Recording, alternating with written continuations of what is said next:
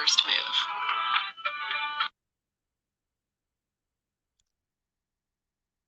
It's Wednesdays Alive with Ro. It's a Wednesdays Alive with Ro. It's Wednesdays Live with Ro. It's Wednesdays Live with Ro. What? It's a Wednesdays Live with Ro. It's Wednesdays Live with Ro. Ew. It's Wednesdays Live with Ro. Uh-oh. It's Wednesdays Live with Ro. Come on. It's Wednesdays Live with Ro. It's Wednesdays Live with Ro. It's Wednesdays live with Ro. Come on. It's Wednesdays live with Ro. Oh, it's Wednesdays live with Ro. It's Wednesdays live with Ro. What? Wednesdays live with Ro. Uh-huh. It's Wednesdays live with Ro. Hey, it's Wednesdays live with Ro. It's Wednesdays live with Ro. Hey, it's Wednesdays live with Ro. Good morning, good afternoon, good evening, or whenever it is you have tuned into this broadcast. You are tuned into Wednesdays Live with Rowzina, being broadcast live straight from her bed. Yes, straight from her bed. Listen, I'm tired. Um, I was gonna get up and get in front of the camera, but I'm tired. But here we are. I digress. Missed last week because I was very tired.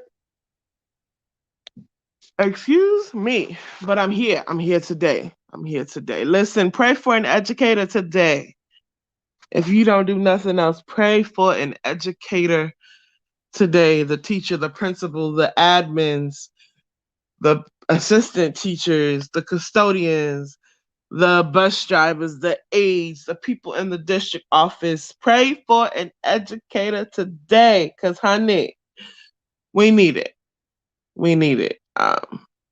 Past couple of years has definitely been strenuously stressful in various ways, but we out here doing a doggone thing, okay? We're showing up, we're being present, we're making it happen, we're making stuff happen, we're being there for our children, dealing with the adults who sometimes can be worse than the children, and we making it happen. We doing what we got to do to make sure our children get the education that they not only need but deserve, right? So please, by all means, pray for an educator today because we need it. Whew, it's been interesting. Anybody who knows me knows if I believe in something heartily, I'm going hard for that. I'm going behind it. I'm showing up for it. I'm speaking up about it. I'm probably gonna make some noise in some way, form, or fashion. So I do my best to make sure I do so in a wholesome, humble manner. But sometimes that wrong button can get pushed, and it you got to know your limits. You have to know your boundaries. I know when I need to walk away before getting to the point to where my character, I forced myself out of my own character. So did have an incident last week to where a misunderstanding between myself and a colleague, and to the point to where I was frustrated to the point where I took a mental health day. I did. I did. I took a mental health day last week, and I was okay with that because I was beyond my limit, extremely frustrated. Like I said, wasn't frustrated with the kids. The adults can get you there sometimes, but I have to understand my why. I have to pay attention to why I'm doing what I'm doing. I have to focus in on what's more important. Um, and that's the children and making sure they get the services that they need. It takes a lot to get me upset. It takes a lot to get me frustrated to the point to where I need space enough to calm down. It does. It takes a lot. And but everybody has their limits and you have to know when to say, hold on, let's revisit this. And it's because I know myself. So I had to step back and say, hold on, we need to revisit this, just not today. Because this may not turn out the way we all would like it to. So in doing so, I was able to take a step back, reevaluate, see my faults, see the bigger picture, try to get a better understanding, and still make sure I was able to advocate for who and what needed to be advocated for, and making things happen the way they happen. So, like I said, we all have our limits. We all need to know what our limits are, be able to catch ourselves, self-control, fruit of the spirit, temperance, meekness, all that good stuff, and not forget who and what we are, even in the midst of frustration, even in the midst of people being annoying, even in the midst of somebody else's mistakes or stupidity. We still have to be able to hold our head up high and still come off and be that person that God created us to be. Is it easy? Nah. I ain't gonna lie and say that it is, because that last week, yeah, that was a difficult one. But even being in the moment of frustration, we have to be able to fall back and be like, look, it ain't even worth it. No, it's not worth me going off and telling this individual who and what I think they are, where they can go, how they can get there, when they can get there, and when I expect them to come back, because I did not send for you. But when I'm ready for you, I come. I could have done all of that, wrapped it up in a good nutshell, made it clear how I felt, my intentions. Anybody who knows me knows I can put words together very well. But my character and my integrity is more important to me than proving a point or making sure that I'm heard and understood in the wrong manner. So was able to revisit the situation, come to a better conclusion, and be able to move forward in a peaceable enough manner that we are successful at what the task at hand was. Like I said, it wasn't easy. Situations are not always easy, but I'm better than that. My prayers are definitely more powerful than my petty. Do I have the ability to be petty? Of course. Do I have the ability to put my words together in a manner that I wouldn't even have to say a cuss word and bless you out to where you understanding where I'm coming from? I do. I do. But that's not what I'm here for. That's not the example that I'm setting. That's not who I desire to be, who I want to be, who I choose to be portrayed to be. I'm just not going out like that. I will walk away first before I get to the point to where I feel like I have to come out the side of my neck. Just because you know how doesn't mean you have to do. Just because you can doesn't mean you need to make a fool of yourself. My extra 10 cents or however many pennies that would have been ain't worth me coming out of my character. I ain't got time. I ain't got time. I think last week I had put on the notification I was going to talk about making mistakes. And this goes into that whole making mistakes thing, making mistakes and owning up to what you may or may not have done wrong. There was an incident with a well-known speaker that came across my news feed, and it was quite interesting what the young man did. I'm all for illustrations, but I have my limits. But what I'm not for is bashing somebody else. And the situation came about, and it was just very interesting watching believers and non-believers alike, how disrespectful and rude and just, to me, in my opinion, wrong people were for how they talked about this individual, right? How they dragged this individual's name, how they dragged their character, because they chose to do an illustration that wasn't approved by people at all. It came off gross and nasty, and most of you should know who I'm talking about without me saying their name. But at the same time, knowing that they did that, that wasn't a valid reason for people to just drag that individual and talk about them, and then dog their preaching style and dog their character and dog how they run their church and how they do business and what, like, it was just watching the internet. I'm like, dang, we really doing this to somebody who preaches the gospel and may not preach the gospel how I preach the gospel, but they getting their message across. And it was just baffling to me. It was baffling to me. And then when the apology came, it's like those same people still had something negative to say. The word says to forgive, right? The word says to forgive and keep it pushing. And but so many words, not forgive and still blame or forgive and still point fingers. and forgive and still highlight the wrongs. That's not love at all. That's nothing about holding grudges, nothing about dragging nobody's name or anything like that. So, like I said, I found it just like people make mistakes, people do things that other people want to approve of. I'm all for stepping outside the box, and I do things often that people don't agree with. That's not stopping me from doing it. Sometimes I have to go back and reevaluate, say, oh, okay, maybe that came off a little, I could try that a little bit different, but that don't mean you go dragging nobody, or I'm not dogging nobody, or like, I just, will the real believers, the true believers, please stand up? Because it's just like, at that point, who are you really? Who are you really representing?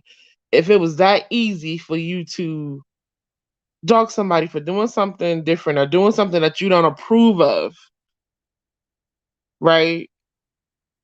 And instead of helping in love, so many people who claim to be believers did this man dirty. And it was just like baffled. I was gonna post about it. I was gonna share the flyer. I was gonna not fly. I was gonna share the video and share people's point. I'm like, I'm not about to give this any um not about to give this any, not advertising, but share the post to give it the bad connotation of what's going on. He did it. He saw it. He asked for forgiveness, repented, apologized, however you want to say, and we need some, and people need to move on. Because there's still people commenting, like, just no. Anywho, I digress. We're praying for educators. We're being mindful of how we treat and deal with people who make mistakes. What does forgiveness really look like? What does love really look like, right? And all that good stuff. If I can segue here, shout out to the bro once again, Pastor Ronald McCray out here in Phoenix. He had his first Sunday service of after starting his church, his ministry that the Lord led him to. Service was bananas, phenomenal. Sunday was just amazing. I was so glad I could be in the building to be able to support. This young man has always supported me, and I would be remiss if I did not do the same. So whenever I can be of support, I will be there in whichever capacity that I can. The Lord was definitely in the place. It was just authentic worship, authentic praise. The glory of God was in the building.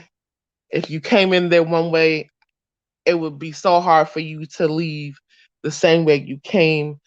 I was just glad to be there, like just to be witnessing what God is doing in the lives of his people and of someone who's been dedicated, who's been consistent in his calling and ministry, who's been obedient even when people have something to say, because people are always going to have something to say, and just stands with his head held high and does what he has to do for the kingdom of God. I'm so proud of you, Pastor Ronald, and I'm looking forward to what the Lord has in store. So we're talking about praying for an educator, talking about making mistakes, forgiveness, what that should look like, what love looks like, what love is not, and showing how proud I am, expressing how proud I am of Pastor Ronald McCray. Listen, like I said, I'm doing this live from my good old bed. I'm tired. I would have had my camera stuff on, but did not feel like getting up and setting all of that, setting up a tripod, lights, and all of that good stuff. Past couple of weeks have been very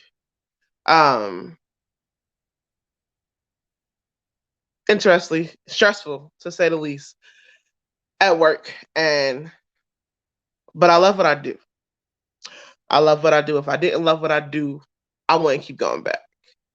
Um, Thank God that we're able to make a difference in the lives of the children that we service and help out, and being impactful and making sure they get what they need.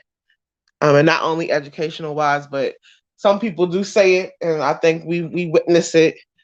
Educators and teachers are not just teachers. We become other things. We become listening ears. Um, we become listening ears. We become sounding boards. We become confidants. We become Had one girl yesterday help me fix my beads. They fell out. I don't know how to read this. Does this look right? Stuff like that. I was able to help out with the cheer squad this year, so that was kind of fun. Put my stepping skills to use. They wanted me. You should have helped coach. Nah, I'm good. I'll come volunteer and lead. I'm not going to commit to full time coaching anything right now. My schedule is hectic enough as it is. But we become voice of reason and making sure hygiene is good and making sure they're fed and they're on time and making sure they're mentally able to be in school and can make it through the day and their services are met and all that good stuff. So shout out to all the educators out there who are still out here doing the doggone thing. Big ups to you. Because, baby, I promise you, it's been difficult. It's like since the pandemic has started, things have been different. And, but we hanging in there. So, y'all stay safe out here in these streets. Vitamins, please. Vitamins, please. Um, Make sure you're masked up, not doing too much, protecting yourself and protecting others. And make sure you stay prayed up. Because we need Jesus. Keep praying and all because listen, if it wasn't for the Lord who was there by our side, where would okay, I'm not gonna preach tonight. But real talk. We need the Lord as we've never needed him before. And I promise you, I take him with me to work every day. If you come into my classroom between the hours of about 7 a.m. and 9 a.m., there is some sort of worship music. It's been me and James Hall for the past couple of days. I miss choir music. But if you come into my classroom between like 7 a.m. and like 9 a.m., I'm playing some sort of worship music. I forgot to turn it off this morning. And we had testing. Well, my testing hour got pushed up. But that's another story. So that's why the music's still on. But they got a little bit of Jesus this morning. Bless their hearts. Because the music was still on. And my testing hour got bumped up just a tad bit. But we thank the Lord for Jesus and his presence and him being with us everywhere we go. And all that wonderful good stuff. So listen, like I said, please pray for an educator. Love on one, bless one, give something to one. Even if your children are at school, say something kind to the teacher. Let them know how much you appreciate them, the bus driver, the aide, the crossing guard, the people in the cafeteria, everybody. Just let them know how much you appreciate them and that the fact that they're still going strong to service your children, other people's children in the community, and all that good stuff. We definitely need it. We definitely it's great to feel appreciated. It's great to know that we are appreciated. Um, and check on them though. And I say this often and I'll say it again, please check on your strong friends. You never know what they might be in need of. And simply checking on them could be the making or breaking of their day. Listen, make the rest of this week a great one simply because you said so. Tune in with me Saturday, 5 p.m. We're going to worship and go through the word on my Kingdom House of Worship page. You don't want to miss it. We'll be back next week, next Wednesday, same time, 8 p.m. Mountain Standard Time, Arizona time, same channel. Tuning, broadcasting live from my bed. Y'all have a good night. I love y'all. Appreciate you. Bye.